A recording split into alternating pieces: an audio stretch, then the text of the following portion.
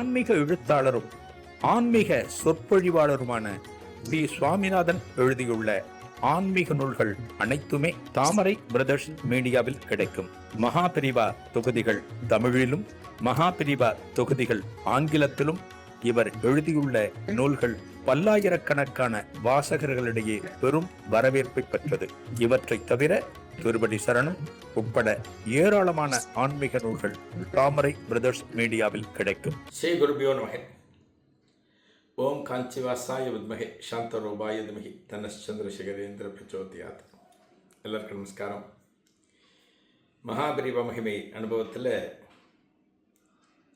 போலூரில் ஒரு post master ஒரு பேர் சுப்பிரமணிய ஐயர். மகாபிரிவா போலூரில் கேம்ப் இருக்கார் சங்கரமடத்தில். பெரியவாளை தரிசனம் பண்ணலான்னு சொல்லிட்டு போலூர் சங்கரமடத்துக்கு போகிறார். போஸ்ட் ஆஃபீஸில் லீவ் லெட்டர் கொடுத்துட்டு கிளம்பி போகிறார்.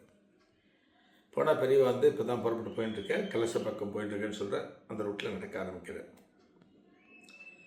பெரியவா நடங்கிறது ரொம்ப வேகமான நடை. அவர் பெரியவா நடக்கி சிப்பந்திகள்லாம் நடக்க மாட்டா, ஓடுவா. பெரியவா நடந்து போவா, சிப்பந்திகள்லாம் கூட ஓடுவா. அப்படிதான் இருக்கும் அது. இவர் வெறும் நடக்க யார் போஸ்ட் மாஸ்டர். பெரியவா கண்ணுக்கே தெரியல. ஒரே ரோடு தான் பிடிச்சிடலான்னு போனாலும் பெரியவா கண்ணுக்கே தெரியல, போயிட்டே இருக்கு ரோடு. முன்னாடி போயிட்டு இருக்கார் போல இருக்கு பெரியவா.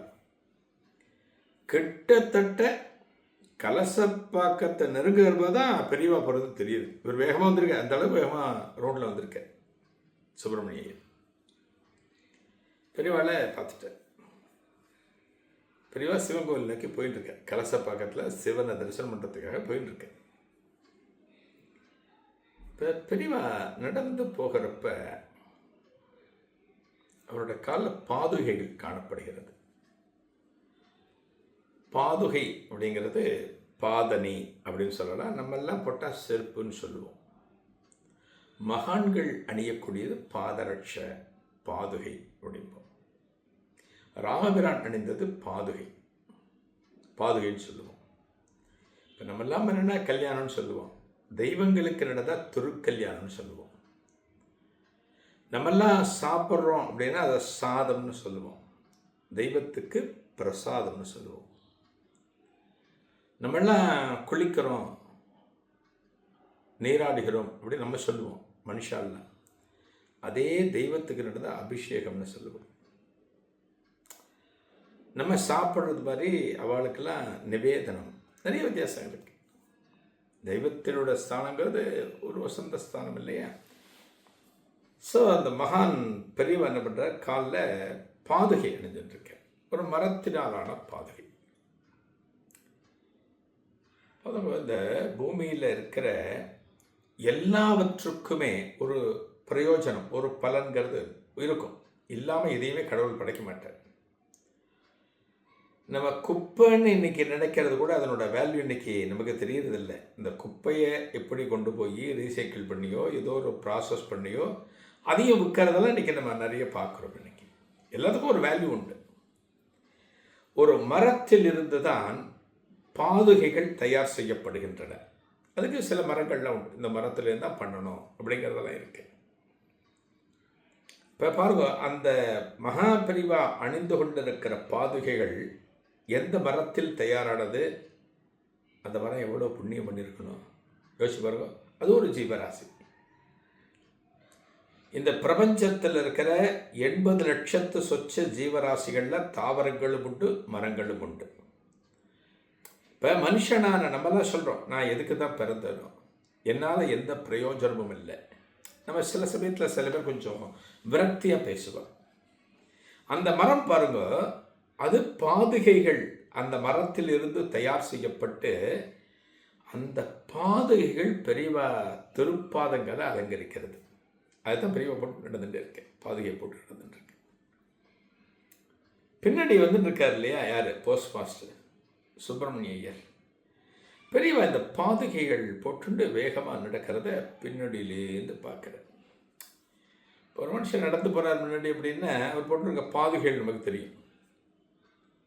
அதுபோல் மகாபெரிவா அணிந்து கொண்டிருக்கிற பாதுகைகள் அவருக்கு தெரியுது. அந்த பாதுகைகளை பார்த்த உடனே இவர் யோசிக்கிறார், யார் சுப்பிரமணிய யோசிக்கிறார், ஆகா இந்த பாதுகைகள் எத்தனை புண்ணியம் பண்ணியிருக்கும், இந்த மரம் எவ்வளோ புண்ணியம் பண்ணியிருக்கோம், பெரியவா திருப்பாதங்களை அலங்கரிக்கின்றனவே, இந்த பாதுகையை நம்ம இருந்தால் எப்படி இருக்கும் இல்லையா? ஒரு மகானது திருவடி படுறதுன்னா சும்மாவாது. மகிஷாசுரன் பார்க்குறோம் துர்கை சன்னதியில், மகிஷாசுரன் அப்படிங்கிற ஒரு அரக்கன். அந்த அரக்கன் என்ன பண்ணுற, துர்கை என்ன பண்ணுற, அவனை சம்ஹாரம் பண்ணி தன்னோட காலுக்கு கீழே வைக்கிற. அம்பாளுடைய கால் படுறது திருவடி படுறதுன்னா மோட்சம், பாவங்கள் அகன்று விடும். அவன் அசுரன் இல்லை. திருவடி படுறதுன்னா சும்மாவாது. ஒரு தெய்வத்தின் திருவடியோ மகான்களது திருவடியோ சாதாரண கிடையாது. பெரியவா 2 பேருக்கு திருவடி தீட்சை அப்படின்னு கொடுத்துருக்கா. திருவடி தீட்சை தனது காலை தூக்கி அவள் சிரசு மேலே வச்சு கொடுத்துருக்கா. திருவடி தீட்சைன்னு பேர். மகான்களுக்கு ரொம்ப விசேஷம் எதுன்னா திருவடி தான் விசேஷம். பெரியவா இந்த பாதுகைகள் போட்டுட்டு இப்படி நடக்கிறத பின்னாடியிலேருந்து போஸ்ட் மாஸ்டர் பார்க்குறப்ப, சுப்பிரமணிய ஐயர் பார்க்குறப்ப அவருக்கு ஆனந்தம் தாங்க முடியல. இந்த பாதுகைகளாக நம்ம இருக்கலாம் அப்படின்னா அதுக்கு வாய்ப்பு கிடையாது. நம்ம மனுஷனாக பிறந்துட்டோம், பாதுகைகளாக நம்ம பிறக்கலை. அட்லீஸ்ட் குறைந்தபட்சம் பெரியவா திருவடிகளை அலங்கரிக்கிற இந்த பாதுகைகளை நம்ம கொஞ்ச நேரம் சுமந்து வச்சுட்டு இருந்த, நம்ம கையிலேயே இருந்த எப்படி இருக்கும் யோசிச்சு பார்க்குறேன். நடந்துகிட்டே யோசிக்கிறேன். இப்போ நம்மெல்லாம் போகிறோம் இல்லையா, ஒரு கடைக்கு போகிறோம், ஒரு பெரிய பொருள் பார்க்குறோம், ஒரு டிவியை பார்க்குறோம், பெரிய சைஸ் டிவியாக இருக்குது. இந்த டிவியை நம்ம வீட்டு ஹாலில் வச்சா எப்படி இருக்கும், நம்ம கற்பனை பண்ணி பார்க்குறோம். அதுக்கு காசு படம் கிடையாது. ஒரு பெரிய கார் போகிறது ரோட்டில், ரொம்ப காஸ்ட்லி கார் போகிறது. இந்த மாதிரி கார் நம்ம வீட்டு போர்ச்சுகல்னா எப்படி இருக்கும், கற்பனை பண்ணி பார்க்குறோம், காசு கிடையாது. இமேஜினேஷன். அதுபோல் இவர் நினைக்கிற இந்த பாதுகைகள் கொஞ்ச நேரம் நம்மக்கிட்ட இருந்தால் எப்படி இருக்கும். சுப்பிரமணிய போஸ்ட் மாஸ்டர் யோசிக்கிற இதுதான் ஆனந்தம். நான் முன்னாடி சொன்ன அந்த டிவியோ காரோ ஆனந்தம் கிடையாது. இந்த பாதுகைகள் நம்மக்கிட்ட கொஞ்ச நேரம் இருந்தால் எந்த அளவுக்கு சந்தோஷம், எந்த அளவுக்கு நிம்மதி, எந்த அளவுக்கு பரவசம் நமக்கு கிடைக்கும் அப்படின்னு நினைக்கிறது தான் பக்தி, ஒரு பக்தி. இதன் தொடர்ச்சி அடுத்த நிகழ்வில் காணலாம். நன்றி, வணக்கம். ஆன்மீக எழுத்தாளரும் ஆன்மீக சொற்பொழிவாளருமான பி. சுவாமிநாதன் எழுதியுள்ள ஆன்மீக நூல்கள் அனைத்துமே தாமரை பிரதர்ஸ் மீடியாவில் கிடைக்கும்.